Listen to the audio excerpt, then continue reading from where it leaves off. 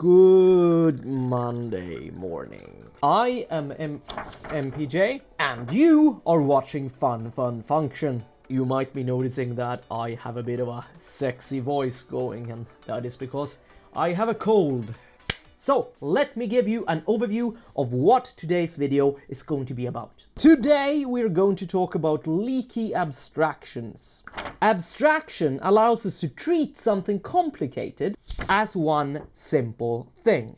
Abstraction is a lot harder than we think, and therefore it mostly fails. A leaky abstraction is an abstraction that fails at encapsulating, and a leaky abstraction might add more complexity than it removes. Let us start by being a little bit philosophical. What is an abstraction, really? Like, not just programming, but in general. An abstraction is an imaginary concept that allows us to think about something big and complicated as one small, simple thing. For example, in the real world, we can bundle a Chihuahua and Labrador and a pug into a concept, an imaginary concept called dog. This generic abstract dog does not really exist. If you were asked to draw a dog, you would probably draw something stylized with a tail and some ears, right? Even though the actual thing, a dog, is way more nuanced and complicated than that. Why do we do that? What is the purpose of humans using abstractions? Well, we use abstractions to think and communicate more effectively. If we did not have abstractions, we would not be able to say sentences like, if your dog is sick, you should take your dog to the vet. So the words dog and veterinarian, they are abstract concepts that encapsulate a lot of complexity so that we can think about them without being distracted by all the complexity that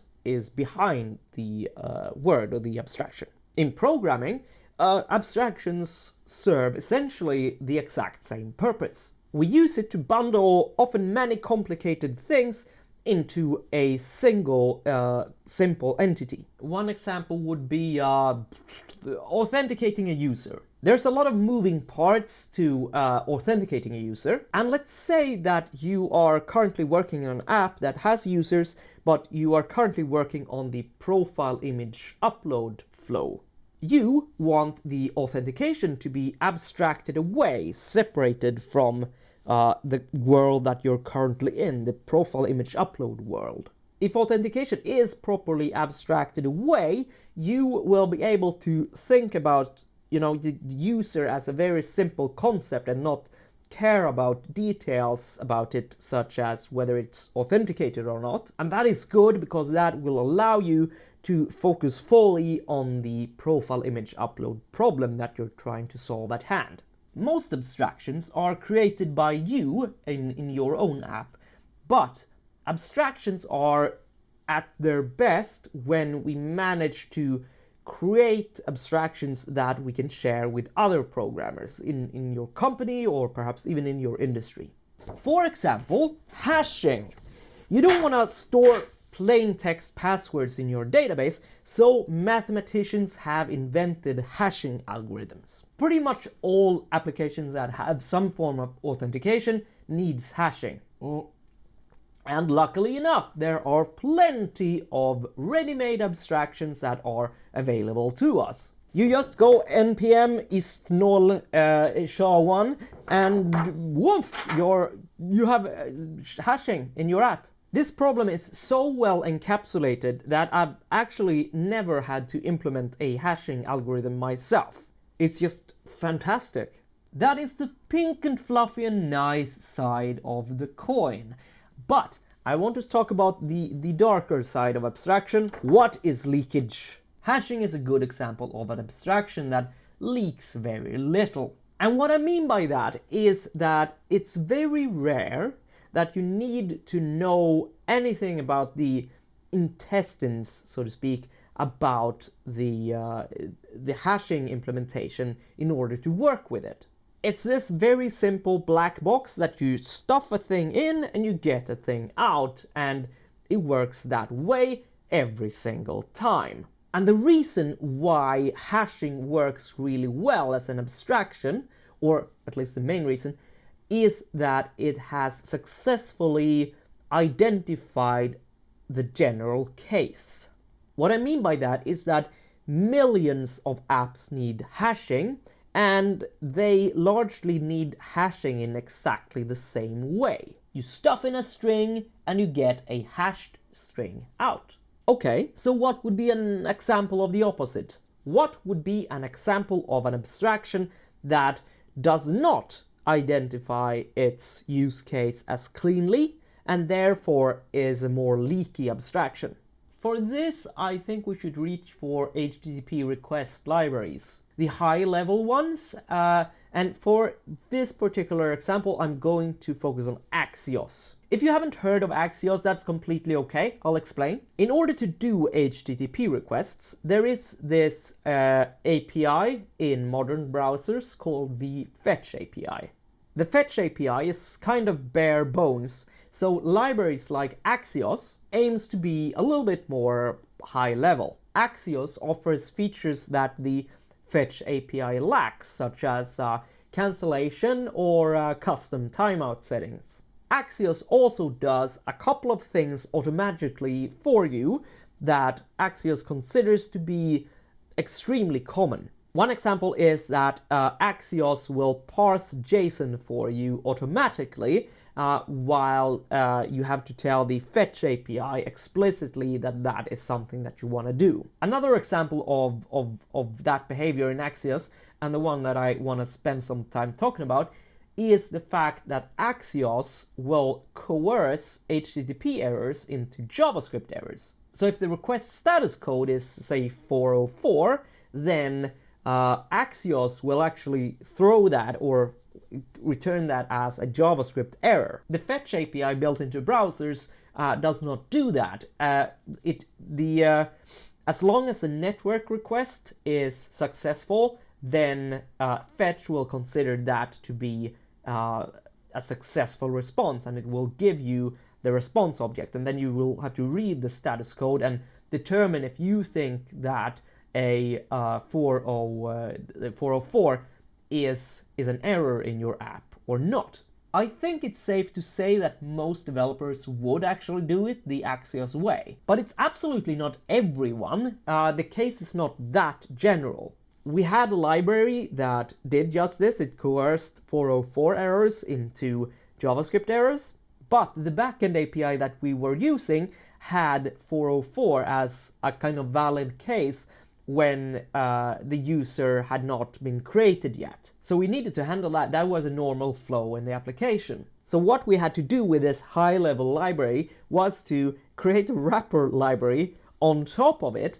to coerce the error back into a response so that we could have a generic layer that worked the way we expected it to in our app. Now, Axios is a lot better than the library in my story. Axios has a way of overriding this behavior, but it doesn't change the fact that you have to know things about how Axios works inside in order to use Axios. And that is what we mean by a leaky abstraction. When you put something like Axios next to a, what's the label for a non-leaky abstraction? Airtight, perhaps?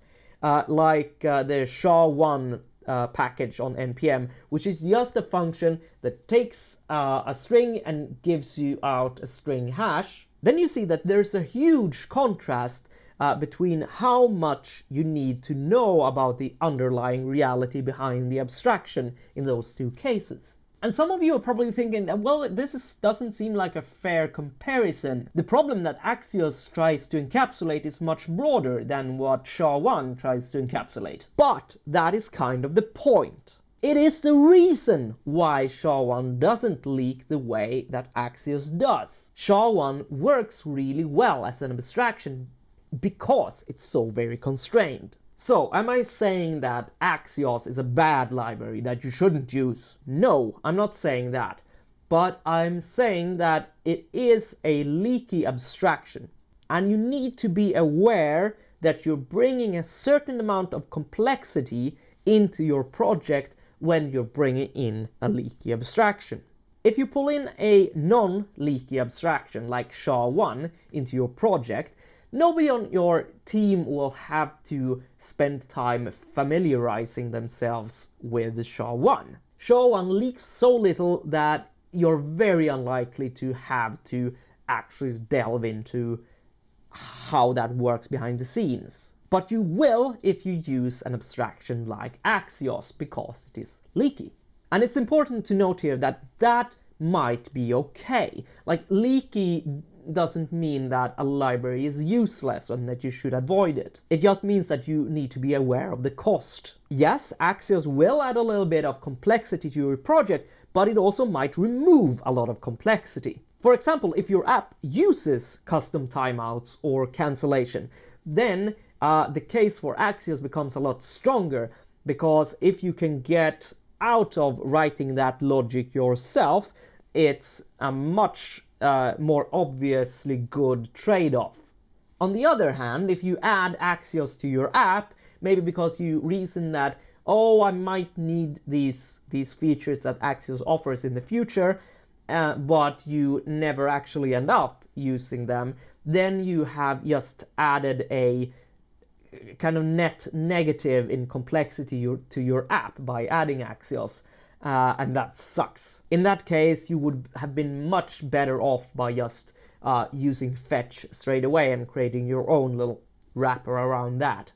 Probably just a simple function, and that would have been a lot easier for your team to reason about, because they could just go look in the function and see what the hell was happening. Allow me to summarize my thoughts. We have talked about leaky abstractions. Abstractions allows us to treat something complicated as one simple thing. But abstraction is harder than we think, and therefore mostly fails. Which brings us to the fact that a leaky abstraction is an abstraction that fails at encapsulating. And a leaky abstraction might add more complexity than it removes. This does not mean that leaky abstractions are worthless, but it means that you need to be able to spot when an abstraction is leaky and be aware of the cost of bringing it into your project. That's my thoughts on that, but more importantly, what are yours? Please feel free to leave a positive or negative comment down below,